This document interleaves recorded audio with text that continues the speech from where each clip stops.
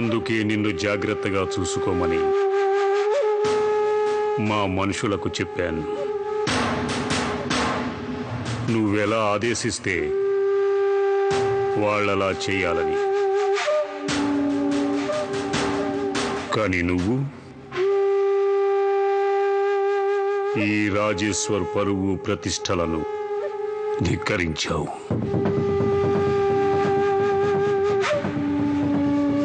నువ్వు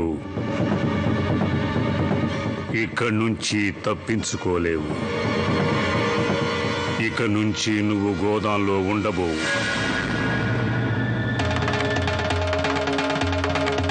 పశువుల కొట్టంలో ఉంటావు. అక్కడ నిన్ను కట్టిపడేస్తారు. చెప్పింది అర్థమైందనుకుంటాను.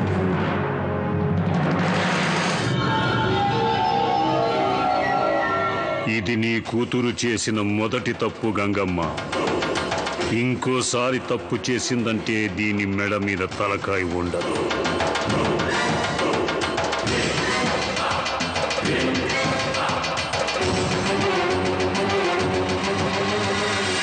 తీసుకుపోండి దీన్ని.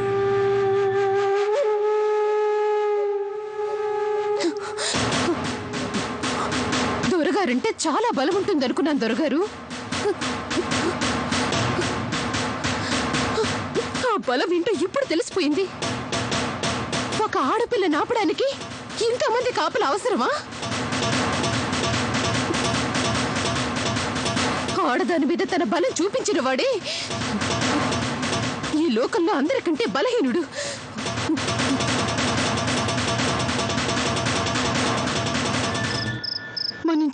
మన్నించాలి చిన్నబాబు. మీరు ఆ కుర్రదాన్ని కలుసుకోకూడదు. అలా అని పెద్దయ్య గారి ఆజ్ఞ. అంటే ఏమిటో వెళ్ళి పెద్దయ్య గారిని అడగండి. అరే తన్ని ఎక్కడికి లాక్కెళ్తున్నారు?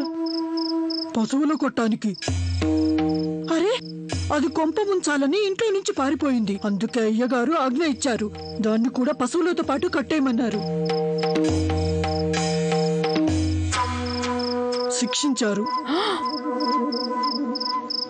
మావయ్య గారు ఎంత ఘోరమైన శిక్ష వేశారు. ఏం చేస్తున్నారు మీరు? అది కాదురా, దీన్ని తాడుతో కడితే మళ్ళీ పారిపోతుంది. నాకు ఆలోచన వచ్చిందిరా, పట్టుకో దీన్ని. ఇప్పుడే వస్తా.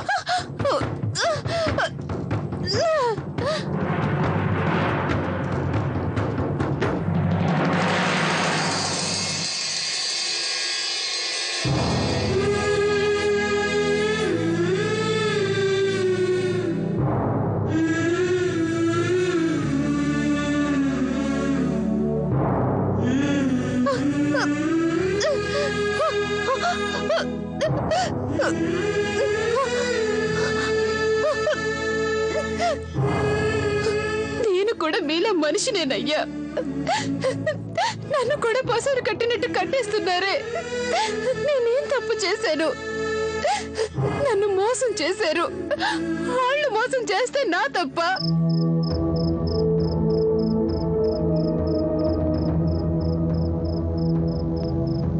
ఏంటి శబరి, దేనికో ఇబ్బంది పడుతున్నట్టునా? అబ్బే ఇబ్బంది ఏం లేదమ్మగారు. నువ్వేదో వెతుకుతున్నట్టుగా అనిపిస్తేను.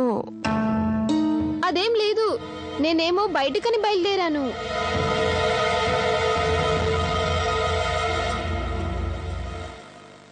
వెళ్ళు.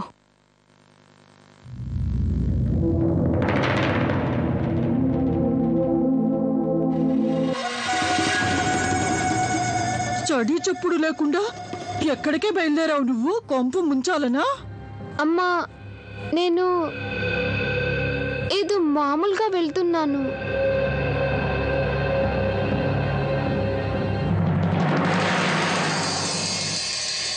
ఏముంది అందులో?